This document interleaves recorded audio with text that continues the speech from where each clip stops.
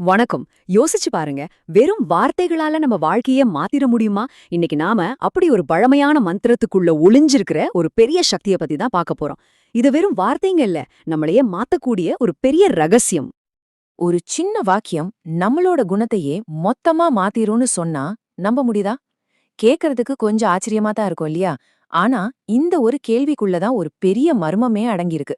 அதுக்கு ஒரு ஞானி கிட்ட பதிலும் இருக்கு. அந்த ஞானி யாருன்னு பாத்தீங்கன்னா, நம்ம வடலூர்ல வாழ்ந்த வள்ளலார் தான். அவர் நமக்கு ஒரு திறவுகோல கொடுத்திருக்கிறாரு. அதுதான் மகா மந்திரம். இது சும்மா சொல்ற வார்த்தைகள் கிடையாதுங்க. இது பிரபஞ்சத்தோட அதிர்வுகளோட நம்மள கனெக்ட் பண்ற ஒரு பவர்ஃபுல் டூல். சரி, அப்போ அப்படி என்னதான் இருக்கு அந்த மகா மந்திரத்துல? அதோட அர்த்தம் என்ன? வாங்க, வள்ளலார் சொன்ன அந்த அருட்பெருஞ்சோதி மந்திரத்தோட ரகசியத்துக்குள்ள கொஞ்சம் ஆழமா போய் பார்க்கலாம். பாருங்க, மகா மந்திரம்னா அது வெறும் வார்த்தைகள் இல்ல. அது ஒரு மனுஷனை அவனோட சாதாரண நிலையிலிருந்து ஒரு தெய்வீக நிலையக்கே கொண்டு போகக்கூடிய சக்தி வாய்ந்த ஆன்மீக அதிர்வுகள் நிறைஞ்சது.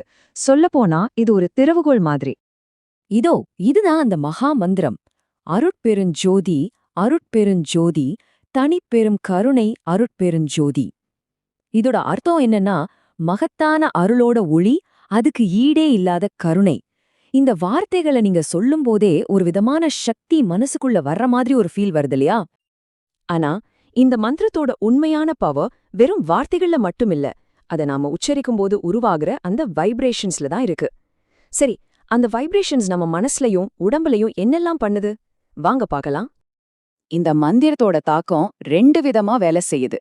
ஒரு பக்கம் நம்ம மனசுல இருக்கிற அறியாமை, கோபம், பகைமை மாதிரியான நெகட்டிவ் எண்ணங்கள் எல்லாம் நீக்கி நம்மள உள்ள இருந்து சுத்தம் பண்ணுது.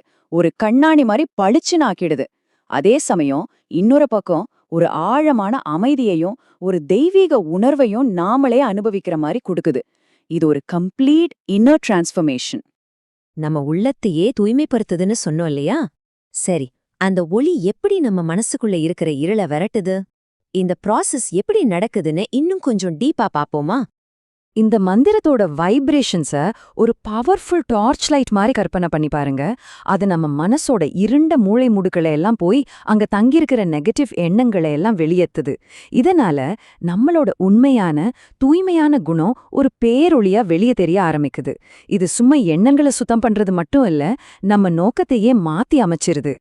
இதுவரைக்கும் மனசளவுல என்னென்ன மாற்றங்கள் நடக்குதுன்னு பார்த்தோம்.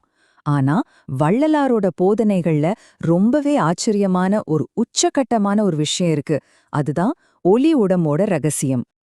ஒரு நிமிஷம் யோசிச்சு பாருங்களேன். வெறும் வைப்ரேஷன்ஸ் நம்மளோட இந்த உடம்ப, நம்மளோட உருவத்தையே மாத்த முடியுமா? கேட்கவே ரொம்ப ஆச்சரியமா இருக்குல்ல. ஆனா இதுதான் வள்ளலார் சொன்னதிலே ரொம்ப புரட்சிகரமான ஒரு விஷயம். வள்ளலார் இதுக்கும் ஒரு தெளிவான ஸ்டெப் பை ஸ்டெப் ப்ராசஸ் சொல்லியிருக்காரு. ஸ்டெப் இந்த மந்திரத்தை விடாம சொல்லிட்டே இருக்கிறது. அப்படி சொல்ல சொல்ல நம்ம உடம்புல இருக்கிற ஒவ்வொரு அணுவும் சுத்தமாகுதான். கடைசியா அந்த சுத்தத்தோட உச்சகட்டத்துல நம்மளோட இந்த உடம்பு எடையும் உருவமும் இல்லாத ஒரு ஒளி உடம்பா மாறிடுமா. இதுதான் அவர் சொன்ன அந்த மிகப்பெரிய ஆன்மீக பரிணாம வளர்ச்சி.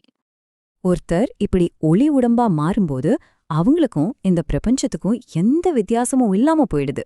அந்த நிலையிலேந்து வர ஒரு உணர்வு தான் தனிப்பெருங்கருணை. இது எல்லாத்தையும் ஒன்னா இணைக்கிற ஒரு பாலம் மாதிரி.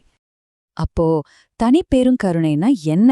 இது மத்த ஜீவன்கள் மேல நாம காட்டுற பாவம் பாக்கறதில்ல. இது எல்லா உயிர்களையும் நம்மளோட ஒரு பாகமா, நம்மளோட ஒரு தொடர்ச்சியா பாக்குற ஒரு எல்லையில்லாத அன்பு. இந்த நிலையில எந்த விதமான ஏற்றத்தாழ்வுக்கும் இடமே இல்ல. அப்போ மொத்தத்துல இந்த மந்திரத்தோட சக்திய பாத்தீங்களா? இது நம்ம உள்ளுக்குள்ள இருக்கிற இருள நீக்கி ஒரு ஆழமான அமைதிய கொடுக்குது.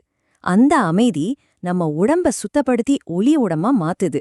அந்த மாற்றத்தோட உச்சகட்டத்துல எல்லா உயிர்கள் மேலேயும் எல்லையில்லாத ஒரு கருணை வருது. இது ஒரு முழுமையான கம்ப்ளீட் டிரான்ஸ்ஃபர்மேஷன். சரி, இவ்ளோ ஆழமான விஷயங்கள் எல்லாம் பார்த்துட்டோம். ஆனா பல 100 வருஷத்துக்கு முன்னாடி சொன்ன இந்த மந்திரத்துக்கும் இன்னைக்கு நாம வாழ்கிற இந்த வேகமான வாழ்க்கைக்கும் என்ன சம்மந்தம் இருக்கு?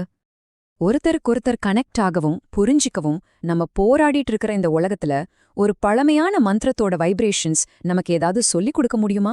வெறுப்ப விட்டுட்டு கருணைய தேர்ந்தெடுக்க இந்த அதிர்வுகள் நமக்கு ஹெல்ப் பண்ணுமா?